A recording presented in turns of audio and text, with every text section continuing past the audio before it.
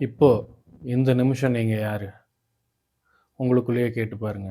நான் இந்த பேரு, ஊரு, இந்த வேலை, இந்த குடும்ப பின்னணி, இப்படி உங்க மனசு ஒரு பெரிய லிஸ்ட்டையே வச்சிருக்கும். இது உங்க உடம்புல ஏற்கனவே பதிவாயிருக்கிற பதிவுகளோட பதில். இந்த பதிவுகள் உங்க உடம்புல இருக்கிற 70% நீர்ல சேமிக்கப்பட்டிருக்குது. அந்த நீர் அப்படிங்கிறது சாதாரண வெறும் திரவம் மட்டும் கிடையாது. அது ஒரு மெமரி சிப் மாதிரி. ஒரு ஆழமான கண்ணாடி. அந்த கண்ணாடி பழைய பதிவுகள, பழைய ஞாபகங்கள அதுக்குள்ள அப்படியே அழிய விடாம பதிவு செஞ்சு வச்சிருக்குது. உங்க பழைய பயம், அவமானம், தோல்வி இப்படி எல்லாமே அதுக்குள்ள பதிவாயிருக்கு. வாழ்க்கைய மாத்துறேன்னு சொல்லி நீங்க பண்ற மிகப்பெரிய தப்பு என்னன்னா, இந்த பதிவுகளோட சோர்ஸ அதோட மூலத்த மாத்துறதுக்கு பதிலா, அதோட பிரதிபலிப்ப, அந்த கண்ணாடியோட பிரதிபலிப்ப மாத்த ட்ரை பண்ணிக்கிட்டு இருக்கிறீங்க. கண்ணாடி முன்னாடி இருக்கிற உண்மைய மாத்துறதுக்கு பதிலா, அந்த கண்ணாடியில இருக்கிற ரிஃப்ளெக்ஷன மாத்துறதுக்கு ட்ரை பண்ணிட்டு இருக்கீங்க. ஒரு விஷயத்த நோட் பண்ணியிருக்கீங்களா? காலையில தூக்கம் தெளிஞ்ச உடனேயும், உங்களுக்குள்ள, உங்க நெஞ்சுக்குள்ள ஒரு விதமான பாரம். தூக்கம் முழுசா கூட கலைஞ்சிருக்காது. கண்ண கூட முழிச்சிருக்க மாட்டீங்க. ஏன் இந்த உலகத்த கூட பார்க்க ஆரம்பிச்சிருக்க மாட்டீங்க. இருந்தாலும் உள்ளுக்குள்ள ஏதோ ஒரு வகையான பாரம் இருக்கும். அத கவனிச்சிருக்கீங்களா? அந்த பாரம் உங்களோட பிரச்சனைன்னு நெனச்சுக்கிட்டு இருக்கிறீங்க. ஆனா உண்மையில அது உங்களோட பிரச்சனை கிடையாது. உங்க உடம்புக்குள்ள இருக்கிற ஒவ்வொரு செல்லும் ஒரு பழைய நாள, இதுக்கு முன்னாடி நடந்த ஒரு விஷயத்த உள்ள பதிய வச்சிருக்குது. என்னைக்கோ ஒரு நாள் உங்க அம்மா உங்ககிட்ட கோவமா நடந்துக்கிட்ட நாள, என்னைக்கோ உங்கள யாரோ அவமானப்படுத்தின அந்த நாள, நான் வாழ்க்கையில தோத்து போயிட்டேன்னு சொல்லி நீங்க கதறி அழுத அந்த இருண்ட இரவ, இது மாதிரியான நினைவுகள் உங்க மனசுல மட்டும் இல்ல, உங்க உடம்புலயும் பதிஞ்சிருக்கு. எத்தனையோ புக் படிச்சாச்சு, எத்தனையோ வீடியோ பார்த்தாச்சு, எத்தனையோ செமினார் அட்டெண்ட் பண்ணியாச்சு, எத்தனையோ நாள் காலையில எந்திரிச்சு கண்ணாடி முன்னாடி நின்னு, நான் ரொம்ப பாசிட்டிவானவன் அப்படின்னு அஃபர்மேஷன் பண்ணி பார்த்தாச்சு. ஆனா அப்படி அஃபர்மேஷன் பண்ணும்போது, உங்களுக்குள்ள ஏதோ ஒண்ணு ஆப்போசிட்டா உங்கள அதுக்கு ஆப்போசிட்டா இழுத்துக்கிட்டு இருக்கிறத கவனிச்சிருக்கிறீங்களா? ரைட் நவ் இந்த நொடியில உங்க கண் இமைகள் ஓரத்துல இருக்கிற அந்த ஈரத்த கவனிச்சு பாருங்க.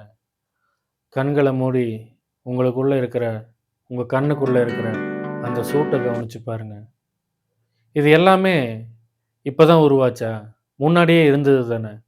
இப்ப நீங்க கவனிக்கிறதால உங்களுக்கு அது தெரியுது. இதே மாதிரி தான் உங்க நினைவுகள் நீங்க கவனிக்காதனால அது எங்கேயுமே போயிறல. அது உள்ளுக்குள்ள அமைதியா உங்க தண்ணீருக்குள்ள, அந்த 70% நீருக்குள்ள, உங்க உடம்புக்குள்ள, உங்க நர்வஸ் சிஸ்டம்க்குள்ள பதிவுகளா இருக்குது. நீங்க வாழ்க்கையில அமைதி வேணும்னு ஒரு அமைதிய தேடிக்கிட்டு இருக்கலாம். ஆனா, அந்த அமைதியே உங்களுக்கு ஒரு பதட்டத்த உருவாக்கிக்கிட்டு இருக்குது. நீங்களே ஒரு கோபுர வாசல கட்டி, கதவ சாத்திட்டு, உள்ளுக்குள்ள போய் கைதி மாரி உட்கார்ந்துகிட்டு இருக்கிறீங்க. அந்த வாசல தொறக்கிறதுக்கான சாவி உங்ககிட்ட தான் இருக்குது. ஆனா, அந்த வாசல தொறக்கிறதுக்கு நீங்க மறந்துடுறீங்க. அந்த கோபுர வாசல் உங்க மனசு கிடையாது. உங்க உடம்பும் இல்ல. உங்க உடம்புல இருக்கிற அந்த திரவம் தான். அந்த திரவத்தில இருக்கிற பதிவுகள் தான். உங்க நரம்பு மண்டலங்கள் தான். இந்த நிமிஷத்தில உங்களுக்குள்ள ஒரு கேள்வி வரலாம். எத்தனையோ வருஷம் நான் இத எல்லாத்தையும் மாத்துறதுக்கு ட்ரை பண்ணிக்கிட்டு இருக்கிறேன். இந்த பதட்டத்த குறைக்கிறதுக்கு ட்ரை பண்ணிக்கிட்டு இருக்கிறேன். ஒரு அமைதிய உருவாக்குறதுக்கு ட்ரை பண்ணிக்கிட்டு இருக்கிறேன். ஏன் எனக்குள்ள எந்த மாற்றமுமே வரமாட்டேங்குது? அப்படின்னு ஒரு கேள்வி வரலாம். நீங்க அத சரி பண்ணணும்னு கிளம்புறது தான் முதல் தப்பு. இந்த பாரம் உங்க பிரச்சனை கிடையாது. இது உங்க உடம்புல இருக்கிற பழைய காயங்களோட ரசாயன வடிவங்கள். நீங்க அத எதிர்க்கும்போது, இது வேண்டாம்னு தள்ளி வச்சுட்டு, அத விட்டு விலகி போக நினைக்கும்போது, அதுக்கு நீங்க இன்னும் எனர்ஜிய அதிகப்படுத்துறீங்க. அது இன்னும் வலிமை தான் ஆகுதே ஒழிய, அதோட வலிமை குறையறதில்ல. அந்த பிரச்சனை மாறுறதில்ல. உண்மைய சொல்லணும்னா, இந்த பிரச்சனையெல்லாம் மாத்துறேன், இதுலருந்து நான் வெளிய வர்றேன் அப்படின்ற பேர்ல, அத இன்னும் அதிகப்படுத்திக்கிட்டு இருக்கிறீங்க. அத இன்னும் பெருசாக்கிக்கிட்டு இருக்கிறீங்க. வலுப்படுத்திக்கிட்டு இருக்கிறீங்க. இந்த விஷயம் புரியும்போது, உங்களுக்குள்ள இன்னொரு டவுட் வரலாம். எனக்கு இந்த விஷயமெல்லாம் புரியுது. ஆனா, எனக்கு ஒரு பயமோ, கவலையோ வரும்போது, என்னால சும்மா இருக்க முடியலையே! நானே எனக்கு தெரியாம ரியாக்ட் பண்ணிர்றேனே! அந்த விஷயங்கள், அந்த பயமோ, இல்ல அந்த கவலையோ என்ன முழுசா ஆக்கிரமிச்சுருதே! அப்படின்னு உங்களுக்கு தோணும். உண்மை என்னன்னா, அது உங்கள ஆக்கிரமிக்கல. நீங்க தான் அது கூட சேர்ந்து கைய கோர்த்துக்கிட்டு ஓடிக்கிட்டு இருக்கிறீங்க. எனக்கு பயமா இருக்குது அப்படின்றத வெறும் உணர்வா மட்டும் பார்க்காம, அந்த உணர்வாவே நீங்களும் மாறிர்றீங்க. இதுக்கு காரணம், உங்க உடம்புல இருக்கிற அந்த திரவம் இன்னும் அமைதின்ற ஃப்ரீக்வென்சிக்கு பழகல. ஒரு அலை வரும்போது, அந்த அலையோட சேர்ந்து நீங்களும் அடிச்சுட்டு போயிடுறீங்க.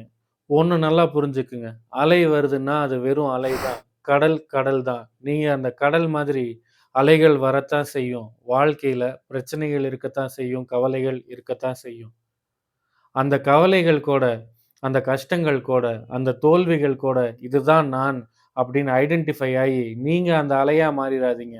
நீங்க அந்த நிமிஷத்துல, அந்த நொடியில எந்த ஒரு ரியாக்ஷனும் குடுக்காம, கொஞ்சம் பொறுமையா இருந்தீங்கனாலே, அது ஆட்டோமேட்டிக்கா செட்டில் ஆயிரும். அப்படின்னா என்ன போராடாம இருக்க சொல்றீங்களா? என் வாழ்க்கையில வந்துட்டு நான் முன்னேறணும்னு சொல்லி கஷ்டப்பட்டு போராடாம, முயற்சி பண்ணாம இருக்க சொல்றீங்களா? அப்படி கிடையாது. நான் அப்படி போராடாம இருந்துட்டா, என்னோட வாழ்க்கையில நான் தோல்விய சந்திச்சுருவனோ, என்னோட எதிர்காலம் நல்லா இல்லாம போயிருமோ, என்கிட்ட இருக்கிற விஷயமெல்லாம் என்ன விட்டு போயிருமோ, அப்படின்ற பயம் கூட உங்களுக்கு வரலாம். உண்மை என்னன்னா, இந்த போராட்டம் நான் தோத்துருவனோன்ற பயத்துல ஓடிக்கிட்டு இருக்கிறீங்க பார்த்தீங்களா? ஆக்சுவலா நீங்க முன்னாடி ஓடல. ஒரு வட்டத்துக்குள்ள ஓடிக்கிட்டு இருக்கிறீங்க. இந்த போராட்டம் தான் உங்கள ஒரே இடத்துல தேங்க வச்சிருக்குது. ஒரு விஷயத்த நல்லா புரிஞ்சுக்கணும். உள்ள இருக்கிற போராட்டம் நின்னா தான் உண்மையான இயக்கம் வெளிப்படும். உண்மையான திறமை வெளிப்படும். கலக்கம் நின்னா தான் தண்ணி தெளிவடையும். மனசுங்கிறது ஒரு ஐஸ்பர்க் மாதிரி, ஒரு பனிப்பாறை மாரி. அது வெறும் 10% தான். சர்ஃபேஸ்ல மேல தெரியிற 10% தான். அதுக்கு ஆழத்துல இன்னும் 90% இருக்குது. அதுதான் உங்க சப்கான்ஷியஸ். நீங்க மனசால முடிவு எடுத்து, நான் இத செய்யப் போறேன். இந்த வேலைய நான் செய்யப் போறேன். நான் இப்படிதான் இந்த டைரக்ஷன்ல தான் போவேன். அப்படின்னு நீங்க போறது, நீங்க முடிவெடுத்து போறது, இதெல்லாம் 10% தான். இதுக்கு பின்னாடி உங்கள இயக்கிக்கிட்டு இருக்குது பார்த்தீங்களா? அது அந்த 90% உங்களோட சப்கான்ஷியஸ் பதிவுகள் தான். உங்க நரம்பு மண்டலம் நீண்ட காலமா ஒரு வகையான உணர்வுகளுக்கும், ஒரு வகையான எண்ணங்களுக்கும் பழகி போயிருந்தா, அது திரும்ப திரும்ப அதையே தான் தேடி போய்க்கிட்டு இருக்கும். உங்க நரம்பு மண்டலத்துக்கு அதுதான் கம்ஃபர்டபுளாவும் ஃபீல் ஆகும். உதாரணத்துக்கு, நீங்க ஒரு ஸ்ட்ரெஸ்ல ரொம்ப வருஷமா பழகிட்டீங்கன்னு வச்சுக்கங்க. ரொம்ப வருஷமா ஸ்ட்ரெஸ்ல இருந்திருக்கிறீங்க, இல்ல டிப்ரஷன்ல இருந்திருக்கிறீங்க, இல்ல கொஞ்ச காலமாவது இருந்திருக்கிறீங்கன்னா, உங்க நரம்பு மண்டலம் அதுக்கு ஏற்கனவே பழகி போயிருக்கும். கார்ட்டிசோல் அப்படின்ற ஹார்மோன், அது வந்து ஒரு ஸ்ட்ரெஸ் ஹார்மோன். அந்த ஹார்மோன் நீங்க ஸ்ட்ரெஸ்ல இருக்கும்போது, டிப்ரஷன்ல இருக்கும்போது அதிகமா சுரக்கும். இந்த ஹார்மோன் அதிகமா சுரந்து, அந்த திரவங்கள்ல அதிகமா டிராவல் ஆயி, உங்களோட ரத்தத்தோடவே அது கலந்துருது. நாளடைவுல உங்களோட இயல்பாவும் அதுவே மாறிருது. இந்த நிலையில நீங்க என்னதான் மாறுறதுக்கு முயற்சி பண்ணுனாலும், நீங்க எவ்வளோ தூரம் ஓடுனாலும், எவ்வளோ தூரம் நீங்க பாசிட்டிவா திங்க் பண்ணாலும், உங்களுக்கே தெரியாம உங்க நரம்பு மண்டலம் உங்கள அந்த பழைய அந்த ஸ்ட்ரெஸ், டிப்ரஷன் அப்படின்ற லூப்குள்ளேயே இழுத்து வச்சுரும். நம்ம சித்தர்கள் மொழியில இத சம்ஸ்காரா இல்லாட்டி வாசனான்னு சொல்லலாம். இந்த சம்ஸ்காரா, வாசனா அப்படின்றது ரொம்ப போட்டு யோசிக்காம, ரொம்ப தத்துவ ரீதியா யோசிக்காம சிம்பிளா புரிஞ்சுக்கணும்னா, அது உங்க நரம்பு மண்டலத்தில, உங்களோட திரவத்தில பதிவான கர்ம வினை. அவ்வளோதான். இந்த வாசனா, இந்த பதிவுகள் இது எல்லாமே உங்க மனசுல தான் பதிஞ்சிருக்குதா அப்படின்னு கேட்டா கிடையாது. உங்க உடம்புலயும் இருக்கு. ஆக்சுவலா பார்க்க போனா, உங்க உடம்போட சூட்சும வடிவம் தான் உங்க மனம். மனதோட ஸ்தூல வடிவம் தான் இந்த உடல். இதனால தான் ஒரு எண்ணம் வரும்போது, அது வெறும் எண்ணங்கள் அளவுல மட்டும் இல்லாம, உங்க உடல் அளவுலயும் அது ஒரு மாற்றத்தை ஏற்படுத்துது. அந்த எண்ணம் சார்ந்த ஒரு ஃபீலிங் உங்க உடம்புக்குள்ள வருது இல்லையா? அதுக்கு காரணம் அதுதான். இன்னைக்கு மாடர்ன் எபிஜெனெடிக்ஸ் சயன்ஸும் இதத்தான் சொல்லுது. உங்க உள் சுற்றுச்சூழல் மாறும்போது, அதாவது உங்க உடம்புல இருக்கிற அந்த திரவம் மாறும்போது, உங்க செல்களோட அமைப்பு மாறுது. செல்களோட அமைப்பு மாறும்போது, டிஎன்ஏ மாறுது. டிஎன்ஏ மாறும்போது, உங்க விதி மாறுது. நீங்க புதுசா மாறணும்னா, முதல்ல உங்களுக்குள்ள இருக்கிற தண்ணி ரெஃப்ரெஷ் ஆகணும். புதுசா மாறணும். சரி, சயின்ஸ் படி செல்கள் மாறுது ஓகே. ஆனா எனக்குள்ள இருக்கிற அந்த ஞாபகங்கள் நிஜம் தான? அந்த பயம் நிஜம் தான? அதெல்லாம் எப்படி இல்லன்னு சொல்ல முடியும்? அப்படின்னு ஒரு கேள்வி உங்களுக்கு வரலாம். நிஜம்தான். ஆனா அதெல்லாம் எப்பவோ நடந்தது. எப்பவோ ஒரு நிகழ்வுல நடந்த நிஜம் தான். அத நான் இல்லன்னு சொல்லல. ஆனா, இன்னைக்கு நீங்க திரும்பவும் அத நெனச்சு கவலைப்படுறதோ, பயப்படுறதோ, அதுக்குண்டான காரணம் உங்க நரம்பு மண்டலம் ஏற்கனவே அந்த நிகழ்வுல உங்களுக்கு நடந்த ஒரு சம்பவத்த, ஒரு உணர்வ உள்ள பதிய வச்சுக்கிட்டு, அத திருப்பி திருப்பியும் மறுபடியும் ரீப்ளே பண்ணிக்கிட்டு இருக்குது. காயம் பழசு, ஆனா வலி இப்ப புதுசு தானே அப்படின்னு நெனைக்கிறது தான் முதல் மாயை. இந்த வார்த்த உங்களுக்கு புரிஞ்சதுன்னா, இன்னொரு கேள்வி உங்களுக்கு வரும். இந்த வாசனா, சம்ஸ்காரா, கர்மவினை இப்படியெல்லாம் சொல்றீங்களே, இதெல்லாம் நெஜம்தானா? இதெல்லாம் உண்மையாவே என்னோட பொறந்ததா? இதெல்லாம் என்னால மாத்த முடியுமா? இல்ல, இதெல்லாம் என் கூடவே பொறந்ததுங்கிறதுனால, இதெல்லாம் என்னோட தலைவிதி, என் கூடவே அப்படியே என்னோடவே ட்ராவல் பண்ணுமா? அப்படின்ற ஒரு கேள்வி உங்களுக்கு வரலாம். தலைவிதிங்கிறது மாத்த முடியாத ஒரு இரும்பு கோடு கிடையாது. அது நீங்களே திரும்ப திரும்ப எழுதின பழைய கத. உங்க நரம்பு மண்டலத்தோட பழகிப்போன பாதை தான் அது. உங்களோட உள் சூழல, அந்த திரவத்தோட தன்மைய முழுசா மாத்தும்போது, எந்த ஒரு சம்ஸ்காரத்தையும் உங்களால முழுசா அழிச்சிட முடியும். இப்போ உங்களுக்கு இது நல்லா புரிஞ்சிருக்கும்னு நெனைக்கிறேன். இவ்வளோ நாளா நான் தியானம் பண்ணிக்கிட்டு இருக்கிறேன், ஜெபம் பண்ணிக்கிட்டு இருக்கிறேன், மூச்சு பயிற்சி பண்ணிக்கிட்டு இருக்கிறேன். ஆனா, ஏன் எனக்குள்ள எந்த மாற்றமுமே வரல? அப்ப என்னோட முயற்சியெல்லாம் வீணா போச்சா? அப்படின்னு ஒரு கேள்வி வரலாம்.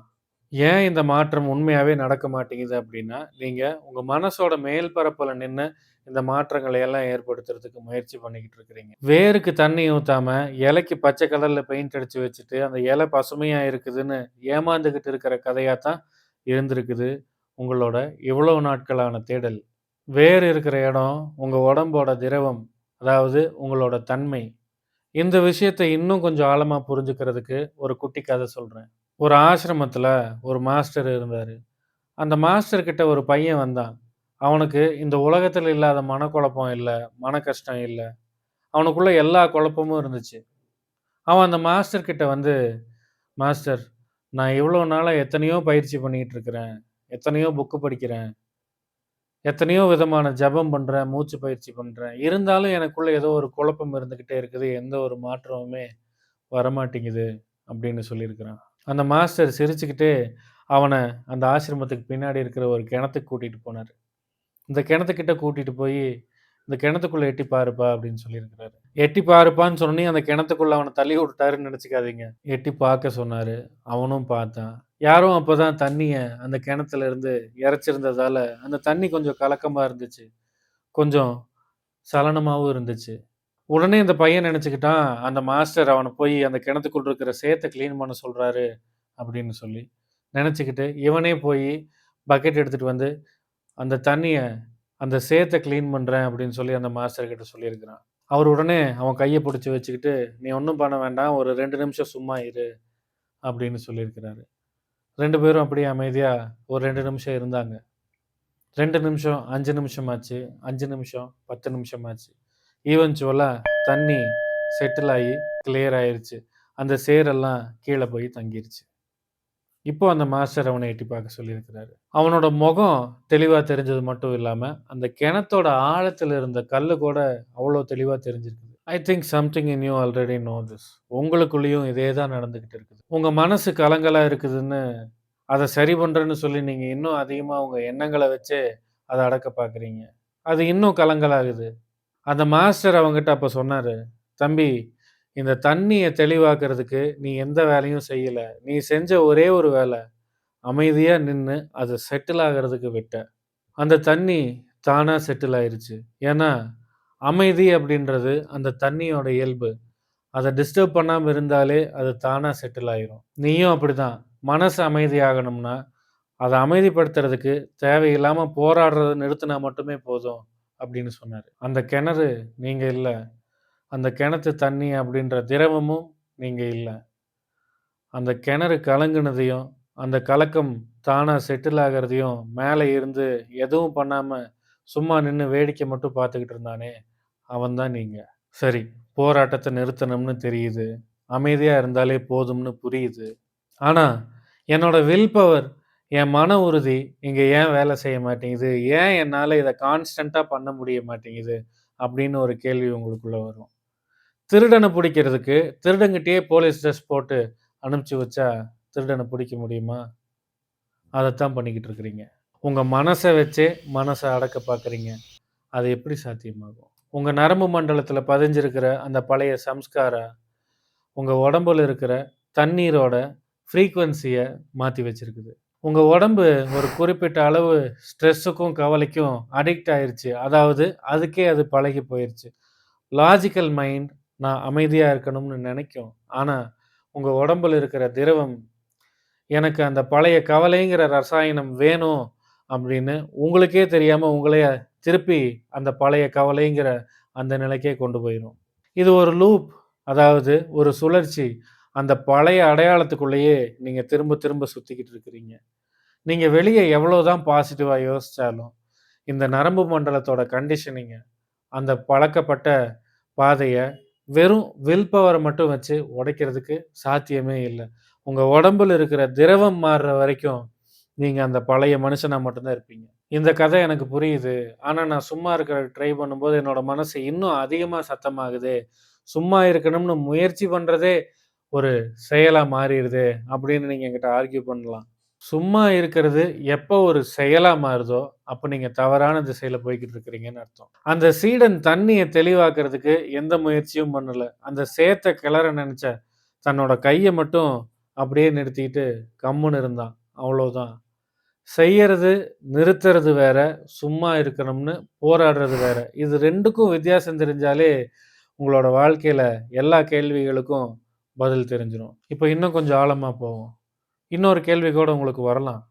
அந்த கிணத்த பார்க்கிறவன் தான் நான் அப்படின்னு சொல்றீங்களே, அந்த நான் அப்படின்றது அந்த கிணத்துக்குள்ள, அந்த சேத்துக்குள்ள சிக்கி தவிச்சுக்கிட்டு இருக்கிறவனா தான் எனக்கு ஃபீல் ஆகுது. அந்த மேல இருக்கிற நான் அப்படின்ற எண்ண எப்படி நான் கண்டுபிடிக்கிறது? அப்படின்னு கேட்கலாம். அவன கண்டுபிடிக்க வேண்டிய அவசியமே இல்ல. ஏன்னா, அவன் எங்கேயுமே தொலைஞ்சு போகல. இப்போ நாம் பேசிக்கிட்டு இருக்கிறத, உங்களுக்குள்ளிருந்து வர அந்த கேள்விய, இத எல்லாத்தையுமே உள்ளுக்குள்ள ஒரு புள்ளியிலிருந்து அத உணர்ந்துகிட்டு இருக்கிறானே, அத வேடிக்கை பார்த்துக்கிட்டு இருக்கிறானே, அவன் தான் நீங்க தேடிக்கிட்டு இருக்கிற அவன். தேடல் எந்த இடத்துல முடியுதோ, அந்த இடத்துல தான் அவன் இருக்கிறான். அப்ப இதையெல்லாம் எப்படி மாத்துறது? அடுத்த கேள்வி அதுதானே. நான் உங்களுக்கு இங்க டெக்னிக்கோ, பயிற்சியோ பெருசா எதுவும் சொல்லி தர போறதில்ல. நான் உங்களுக்கு இப்ப காட்டப் போறது வெறும் மேப் தான். அந்த வாசல மட்டும் தான்.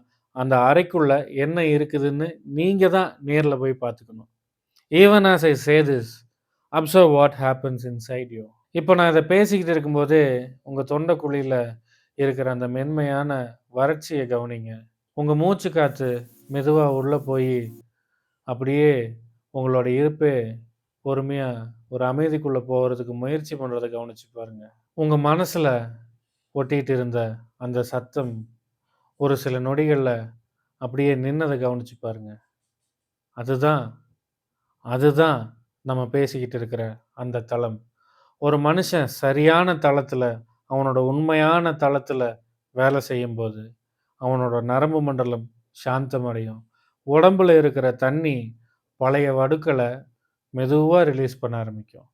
சப்கான்ஷியஸ் அதிர்வெண் டோட்டலா மாறும். அதாவது அந்த ஃப்ரீக்வென்சி டோட்டலா மாறும். அவன் எதையும் சரி பண்ண முயற்சி பண்ணவே மாட்டான். ஆனா, அவனுக்குள்ள எல்லாமே தானா சரியாயிரும். இந்த மாதிரியான மாற்றத்துக்கு உங்களுக்கு உங்களோட உள் சூழல் சரியான அமைப்புல இருக்கணும். Right now something inside you is saying இந்த லூப் எல்லாமே பொய்ன்னு புரியுது. ஆனா, இத நான் விட்டுட்டா அப்புறம் நான் யாரு? என்னோட அடையாளமே போயிரும்னு பயமா இருக்குதே! அப்படின்னு ஒரு பயம் வரலாம். இந்த பயம் உங்க பழைய அடையாளத்தோட கடைசி ஆயுதம். அது அழியப் போற அந்த விளிம்புல இருக்கும்போது, உங்கள பயமுறுத்த பாக்குது. அவ்வளோதான். அந்த சூனியம் ஆபத்தானது இல்ல. அது ஒரு பிரசவ காலம் மாதிரி. பழைய பொய் அழியும்போது மட்டும் தான், உண்மைய நீங்க வெளிய கொண்டு வர முடியும். "Beneath the seeking there is a fear." இந்த பயம் தான் உங்கள அடுத்த கட்டத்துக்கு நகர விடாம பண்ணிக்கிட்டு இருக்குது. இந்த நரம்பு மண்டலத்த மாத்துறது, சப்கான்ஷியஸ் ஃப்ரீக்வென்சிய மாத்துறதுன்னு நெறையா சொல்றீங்களே, இதையெல்லாம் எப்படி நான் பண்றது? இதெல்லாம் எப்படி என்னால பண்ண முடியும்னு நான் நம்புறது? அப்படின்னு நீங்க கேட்கலாம். நல்லா புரிஞ்சுக்குங்க. தகுதிங்கிறது வெளிய இருந்து யாரோ ஒருத்தர் குடுக்குற சர்டிஃபிகேட் கிடையாது. உங்களுக்குள்ள இருக்கிற அந்த தாகம் தான் உங்க தகுதி. நீங்க இப்போ இத இந்த நொடியில இத கேட்டுக்கிட்டு இருக்கும்போதே, ஏதோ ஒண்ணு உங்களுக்குள்ள இருந்து மாறுறத உணர்ந்து பாருங்க. உங்க ஆன்மாவுக்கு தெரியும் உங்களுக்கு என்ன வேணும்னு. நான் இப்ப காட்டியிருக்கிறது வெறும் மேப் தான். அந்த மேப்ல இருக்கிற தண்ணி உங்க தாகத்த தீர்க்காது. தாகத்த தீர்க்கணும்னா, உண்மையான நிலப்பரப்புல இறங்கி கால வச்சா தான் தீர்க்கும். அந்த தண்ணிக்குள்ள இறங்கணும். அந்த தண்ணிக்குள்ள இறங்கி உங்க தாகத்த தீர்க்கிறதுக்கான பாதைய நம்ம ரீவயரிங் த பீயிங் வகுப்புகள் மூலியமா உங்களுக்கு காட்டித் தர்றேன். அந்த பாதையில உங்கள நான் கூட்டிட்டு போறேன். ரீவயரிங் த பீயிங் அப்படிங்கிறது ஏதோ ஒரு சாதாரணமான கோர்ஸ் இல்ல. ஏதோ சில குறிப்புகள குடுத்துக்கிட்டு, சில மூச்சு பயிற்சிகள மட்டும் சொல்லிக் குடுத்துட்டு, உங்கள அனுப்பி வைக்கிற ஒரு விஷயம் கிடையாது. அது உங்களோட நரம்பு மண்டலம், பழைய அடையாளம், உங்களோட சப்கான்ஷியஸ் ஃப்ரீக்வன்சி இந்த 3யும் மாத்தி அமைக்கக்கூடிய வல்லமை கொண்ட ஒரு ஸ்ட்ரக்சர்டான சிஸ்டம்.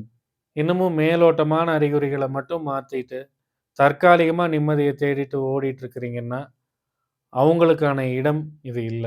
ஆனா யார் ஒருத்தர் தன்னோட பிரச்சனைய வேரோட அறுத்து எறியணும்னு தயாரா இருக்கிறாங்களோ, தன்னோட உடம்புல, தன்னோட ஆன்மால இருக்கிற பழைய சம்ஸ்காரங்கள கரைச்சு, ஒரு புது மனுஷனா பொறக்கணும்னு ஆழமா விரும்புறாங்களோ, அவங்களுக்கான பாதை இது.